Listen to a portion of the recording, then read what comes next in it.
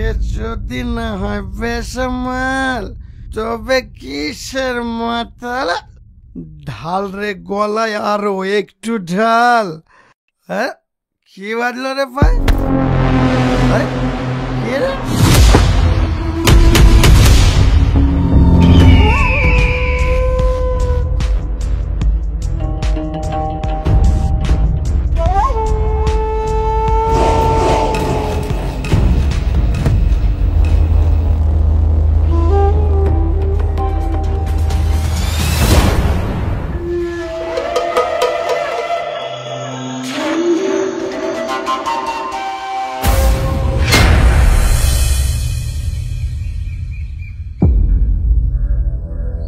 হ্যাঁ সাল্লু মার্ডার?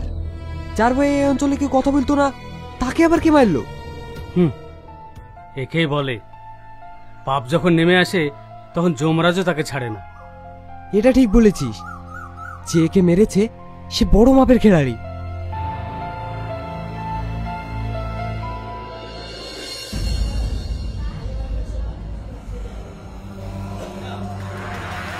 বাহ, তোমাকে দেখতে তো খুব সুন্দর লাগছে।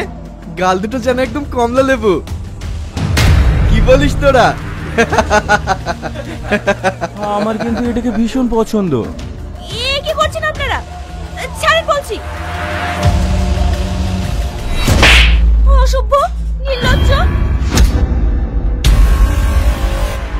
তুমি মেয়ে হতে পারো, কিন্তু তোমার হাতে ভীষণ জোর আছে। খুব জোর না? খুব জোর।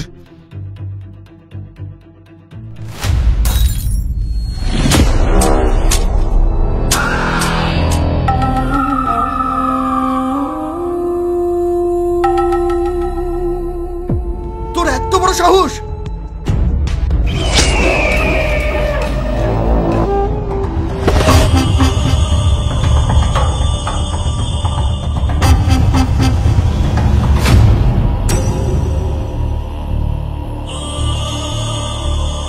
আমাদেরকে বাঁচানোর জন্য অনেক ধন্যবাদ। ওরা ভীষণ খারাপ লোক। আমি জানি। আপনাকে তো এর আগে কখনো দেখিনি। কোথায় থাকেন আপনি? আমার কোনো ঠিকানা নেই। আপনার হাতটা তো কেটে গেছে। কাটুক, এতে কোনো সমস্যা নেই। সমস্যা নেই বললেই হবে? আপনার হাতে ব্যান্ডেজ করতে হবে। আমি একজন ডক্টর, পাশেই আমার বাড়ি।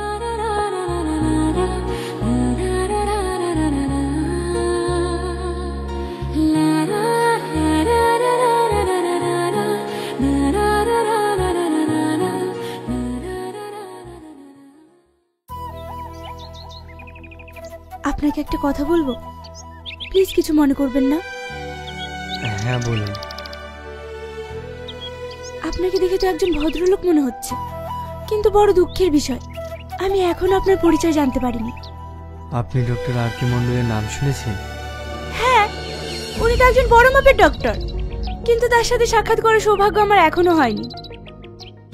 আমি সে ডক্টর। আপনি সে ডক্টর আর কে মন্ডল? কিন্তু আপনার এই অবস্থা কেন? আমি একটা বেটার জীবনের আশা করেছিলাম।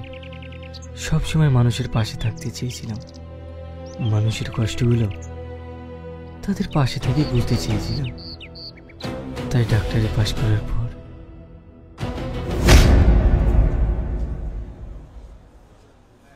এখন কেমন আছেন? এখন একটু ভালো আছে। এই ওষুধগুলো চলুক, আশা করি কমে যাবে।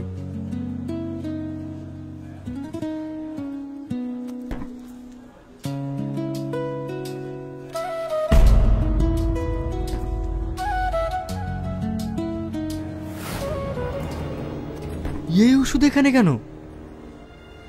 স্যার, হসপিটালে তো এই মেডিসিনই চলে। কি? এইসব ওষুধ খেলে তো আরো ক্ষতি হবে। এখন থেকে এই মেডিসিনগুলো আর চলবে না। আমি যে মেডিসিনগুলো লিখে দিচ্ছি সেইগুলো চলবে। Okay sir.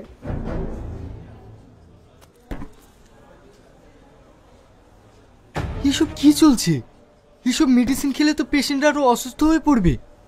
স্যার, প্রতিটা হসপিটালে এখন একই অবস্থা। সরকার থেকে যেসব মেডিসিনগুলো দেয় সেইগুলো আমাদের কাছে এসে পৌঁছায় না।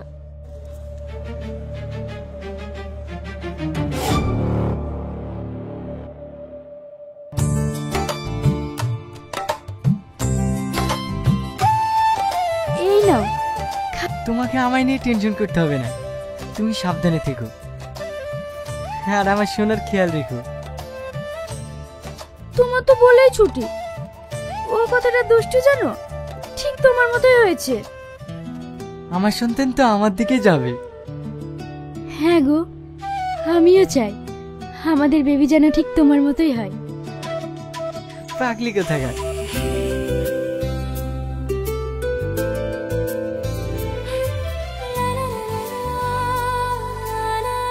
ঠিক আছে, আমি আসছি। একটু তাড়াতাড়ি এসো, আমার আবার ভয় করে। ঠিক আছে বাবা, ঠিক আছে।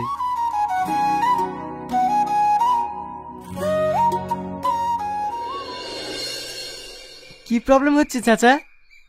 6 মাস ধরে বুকে ভীষণ ব্যথা, এত ডাক্তার দেখাচ্ছি, কিছুতেই ভালো হচ্ছে না।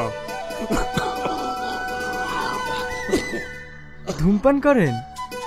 চাচা, ধূমপান করা যাবে না, এগুলো স্বাস্থ্যের পক্ষে ক্ষতিকারক। এগুলো কেন খান? ঠিক আছে, আমি মেডিসিন লিখে দিচ্ছি, এইগুলো নিয়মিত খান, আশা করি কমে যাবে। ঠিক আছে।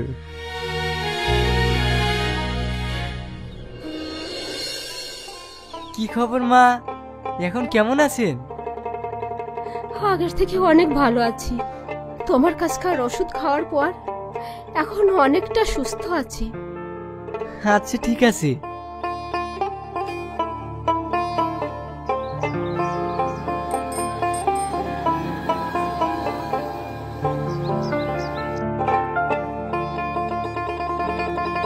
কি হয়েছে ওনার?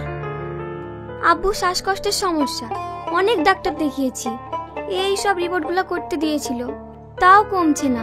দেখি রিপোর্টগুলো।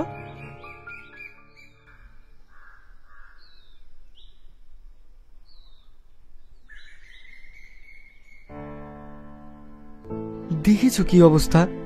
এসব রিপোর্টের পিছনে খরচ করবে না ওষুধ কিনবে? দিন দিন আমরা ডাক্তাররা যে কতটা নিচে নামছি সেটা এদের দেখলেই বোঝা যায়। আমরা এদের বাঁচানোর দায়িত্ব নিয়ে এদের তিলে তিলে শেষ করে দিচ্ছি।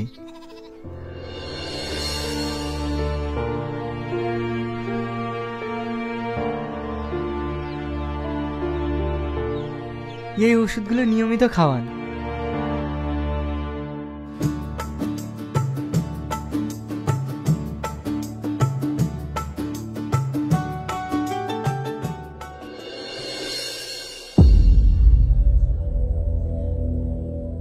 এই যে আমাদের গরিবের দেবতা। কি বলছেন এসব? কি বলছি? আপনি কি চাইছেন সেটা বলুন। আমাদেরকে কি একটু সুস্থভাবে বাঁচতে দেবেন না? আমি আবার কি করলাম? কি করলেন? আপনি হসপিটাল ছেড়ে, নার্সিংহোম ছেড়ে রাস্তাঘাটে ফ্রিতে চিকিৎসা করে বেড়াচ্ছেন। এতে আমাদের রেপুটেশনটা কোথায় যাচ্ছে ভেবে দেখেছেন? আপনি চেম্বারে বসে 500 টাকার জায়গায় 600 টাকা ভিজিট নেন, তাতে আমাদের কোনো আপত্তি নেই, কিন্তু আপনি ফ্রিতে কেন চিকিৎসা করবেন? দেখুন, আমার কোনো টাকার লোভ নেই, আমি এভাবেই ঠিক আছি। ডাক্তারদেরকে মানুষ তাদের মনে ভগবানের পরের স্থান দিয়েছে, তাই আমরা যদি তাদেরকে বাঁচানোর দায়িত্ব নিয়ে তিলে তিলে মেরে ফেলি, সেটা ডাক্তারদের মানায় না। বেশি জ্ঞান দিয়েন না। হাজার হাজার নার্সিংহোম, হাজার হাজার ডায়াগনস্টিক সেন্টার খুলে বসে আছি, ব্যবসাটাকে ডকা তুলতে চান? এই সাধারণ মানুষের জীবন নিয়ে খেলা করাটা কি আপনারা ব্যবসা বলছেন? যে পেশেন্টের 200 টাকার মেডিসিনে সুস্থ হয়ে যায়, তাকে আপনার রিপোর্ট হাবি জাবি করাতে লাখ লাখ টাকা খরচ করাচ্ছেন। কিন্তু একটা কথা ভেবে দেখেছেন, যাদেরকে আমরা লাখ লাখ টাকা খরচ করাচ্ছি তারা হয়তো ঘটে বেটে বিক্রি করে চিকিৎসাটা করাচ্ছে, কিন্তু তাদের দৈনন্দিন জীবনে বেঁচে থাকার কতটা কষ্ট সেটা তাদের মৃত্যু থেকেও বেশি ভয়ানক। তাদের কি হলো না হলো সেটা আপনাকে দেখতে বলেনি। তারা যত অসুস্থ হবে তত আমাদের ব্যবসা চলবে, আর এর জন্য লাখ লাখ টাকা খরচ করে পড়াশোনা করে এসেছি। তা আমাকে কি বলতে চাইছেন? আপনার দিনের পর দিন ফ্রিতে চিকিৎসা করা চলবে না, আপনার জন্য আমরা পার্টি ধরতে পারবো না। দেখুন, আমি সাধারণ মানুষের চিকিৎসা করার জন্য ডাক্তার হয়েছি, আমি তাদের মেরে ফেলতে পারবো না। কাজটা কিন্তু আপনি ঠিক করছেন না, এর ফল কিন্তু ভীষণ খারাপ হবে। দেখুন, ওর সাথে থেকে থেকে আমি যেটা দেখেছি, ও মানুষের চোখে ভগবান সেজে গিয়েছে। তাই ওকে আটকাতে হলে এভাবে না, অন্য কৌশলে আটকাতে হবে। হ্যাঁ, তুমি ঠিকই বলেছ। ওর আমি এমন অবস্থা করব সারা জীবনেও ভুলতে পারবে না। এখন কেমন আছেন? এখন একটু কম আছে, আগে তো উঠতেই পারছিলাম না।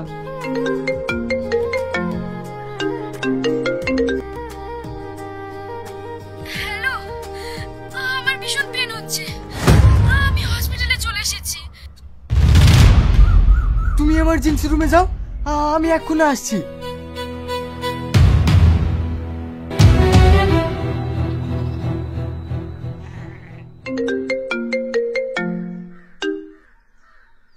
হ্যালো স্যার, আপনি তাড়াতাড়ি আসুন, হসপিটালের সমস্ত পেশেন্ট সিরিয়াস হয়ে গেছে। কি? তোর কিচ্ছু হবে না, তোর কিচ্ছু হবে না, আমরা থাকতে তোদের কিচ্ছু হবে না, তোর কিচ্ছু হবে না, একটু সামনে, তোর কিচ্ছু হবে না, তোর কিচ্ছু হবে না।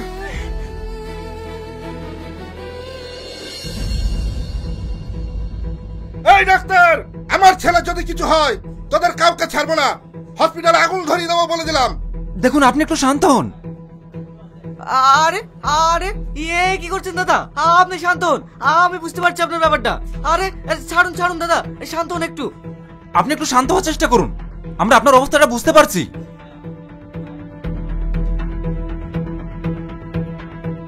এসব কি করে হলো? এদেরকে কে মেডিসিন দিয়েছে? আপনি যে মেডিসিন লিখে দিয়েছেন সেই মেডিসিন ওদের দেওয়া হয়েছে। কিন্তু এই মেডিসিনে তো কোনো প্রবলেম হওয়ার কথা না, নিশ্চয়ই তোমরা উলটপালট মেডিসিন দিয়েছো। দেখুন, আপনি আমাদের দিকে আঙুল তুলবেন না, আপনি যেটা লিখে দিয়েছেন সেটাই ওরা দিয়েছে। এই দেখুন স্যার, গরিবের দেবতা মানুষের বাঁচানোর দায়িত্ব নিয়ে ভুল চিকিৎসা করে মেরে দিল। শালা বড় ডাক্তার হয়ে গেছিস না? চল তোর ডাক্তারগিরি শেখাচ্ছি। স্যার, আমি কিছু করিনি স্যার, আপনারা ভালো করে তদন্ত করে দেখুন, এটা পুরো ষড়যন্ত্র। স্যার, আমাকে ফাঁসানো হচ্ছে স্যার। রিয়াজ, তুই না, তুই না, তোমার কিছু হবে না, তুই না, তোমার কিছু হবে না, আমি তোমার কিছু হতে দেবো না। স্যার, এটা আমার ওয়াইফ, আমার ওয়াইফ প্রেগনেন্ট। তোর কোনো কথা শুনবো না, চল।